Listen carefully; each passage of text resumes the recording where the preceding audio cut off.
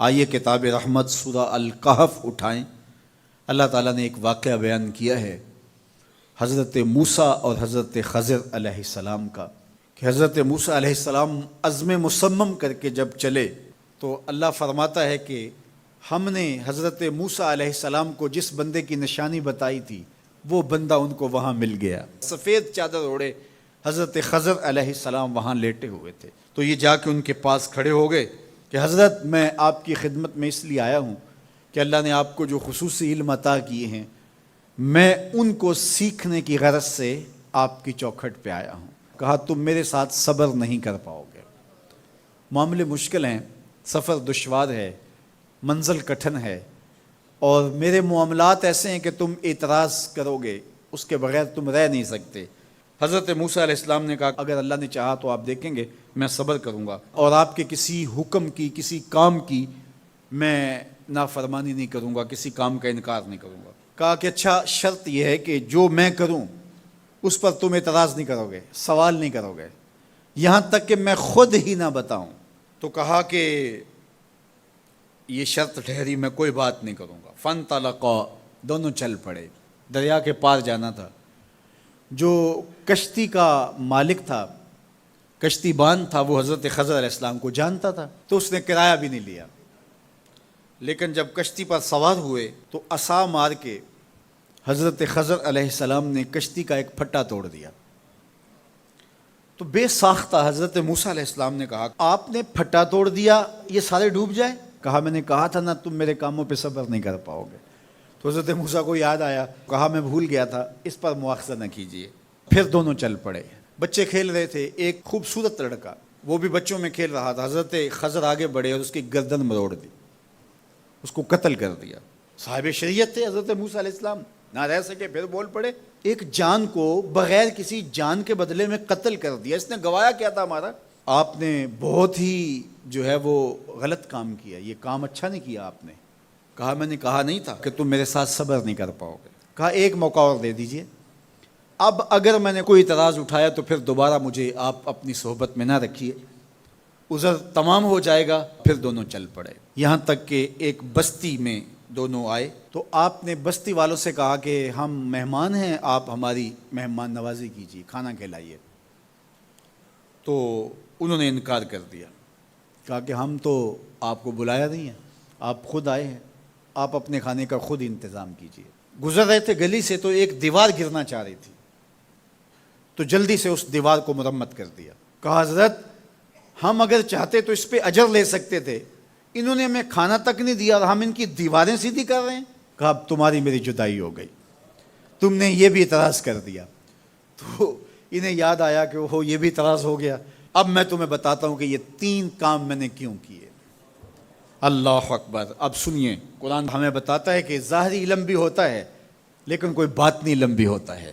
کہا وہ پہلی بات کشتی والی سنو، یہ 2 مسکین بچوں کی کشتی تھی، ان کے گھر کا چولہا اس کی کمائی سے جلتا تھا۔ دریا کنارے کنارے ایک ظالم بادشاہ رہا تھا جو لوگوں کی کشتیاں چھین رہا تھا، ہم نے تھوڑا سا عیب لگا دیا، وہ ٹوٹی کشتی چھوڑ کے چلا گیا۔ اب وہ تھوڑے سے پیسے لگا کے کشتی مرمت کرا لیں گے، گھر کا چولہا جلتا رہے گا، بتاؤ اچھا کیا یا برا کیا؟ کہا رہی بات اس بچے کی جس کو ہم نے قتل کیا، اس کے ماں باپ مومن تھے، نیک تھے، صالح تھے، بچے نے بڑا ہو کے بہت برا ہونا تھا، ہم نے اس کو قتل کر دیا، اللہ اس کے بدلے ان کو بہتر اولاد دے گا۔ علماء تفسیر نے لکھا ہے اس بچے کے بدلے میں اللہ نے ان والدین کو ایک بیٹی عطا کی جس کی نسل سے 70 نبی پیدا ہوئے۔ دیوار کی کہانی بھی سن لیجئے، یہ شہر کے 2 یتیم بچوں کی دیوار تھی اور اس کے نیچے ان کا خزانہ تھا اور ان کا باپ بڑا نیک تھا۔ خزانہ دیوار کے نیچے ہے، دیوار گرنا چاہ رہی ہے، کسی معمولی دھکے سے گر جاتی۔ 2 ہی صورتیں تھیں، یا وہ بچے خود اپنا خزانہ اٹھا لیتے یا لوگ اٹھا کے لے جاتے۔ لوگ اٹھا کے لے جاتے پھر بھی ہاتھ میں کچھ نہ آیا، اور اگر وہ خود اٹھا لیتے تو بچے ہیں، بچپنے کی وجہ سے وہ اس کو اڑا دیتے۔ تو ہم نے اس کے اوپر دیوار کھڑی کر دی، جب تک وہ اس قابل نہیں ہو جاتے کہ یہ خزانہ نکال کے اس کو صحیح مصرف پہ لگا سکیں، اتنی دیر تک دیوار گرے گی نہیں۔ اللہ اکبر۔ وہ کسی وجہ سے دیوار قائم رہے گی، اور جب وہ اس عمر کو پہنچ جائیں گے جس عمر میں وہ اس خزانے کو سنبھال سکیں گے تو پھر دیوار خود بخود گر جائے گی اور یہ خزانہ نکال کر کے اپنے کام پہ لے آئیں گے۔ میں جب پہلی مرتبہ اس کو جو ہے وہ غور کے ساتھ تلاوت کیا تو مجھے یہ لگا کہ اس کا انطباق پاکستان کے حالات پہ بھی ہو سکتا ہے، اس لیے کہ یہ بھی یتیموں کا سرمایہ ہے۔ کتنے یتیم روتے بلکتے رہ گئے اور ان کے سر سے جو ہے وہ سائے اٹھ گئے اس وطن کے لیے، لیکن میرے مالک نے اس ملک کے خزانوں پر گہرے پہاڑ اور بڑی بڑی دیواریں کھڑی کر دی ہیں۔ جب تک یہ قوم بلوغت تک نہیں پہنچے گی اتنی دیر تک وہ خزانے ظاہر نہیں ہوں گے، اور جب یہ قوم اپنی بلوغت تک پہنچے گی، شعوری بلوغت، فکری بلوغت، علمی بلوغت، اور رب سے جو وعدہ کیا تھا پاکستان کا مطلب کیا، لا الہ الا اللہ، جب اس بلوغت تک یہ پہنچ جائے گی، اس وعدے کی تکمیل ہوگی، پھر رب دیوار ہٹا دے گا اور پاکستان کو اللہ اتنے خزانے دے گا اور پاکستان ایسا مالا مال ہوگا دنیا دیکھنے آئے گی انشاءاللہ۔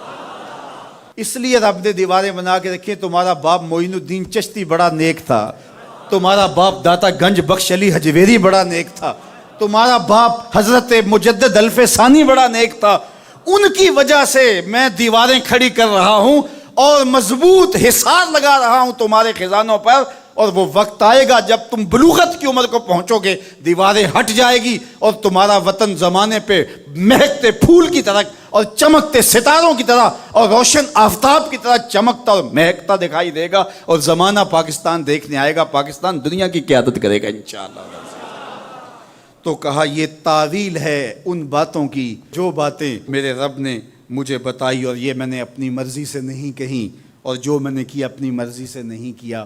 تو یہ باطنی باتیں ہیں، شاید یہ باطنی باتوں کے جوش میں یہ بات بھی میں کر گیا۔ وہ کیا کسی نے کہا تھا کہ بھری محفل میں ایک راز کی بات کہہ دی، بڑا بے ادب ہوں سزا چاہتا ہوں۔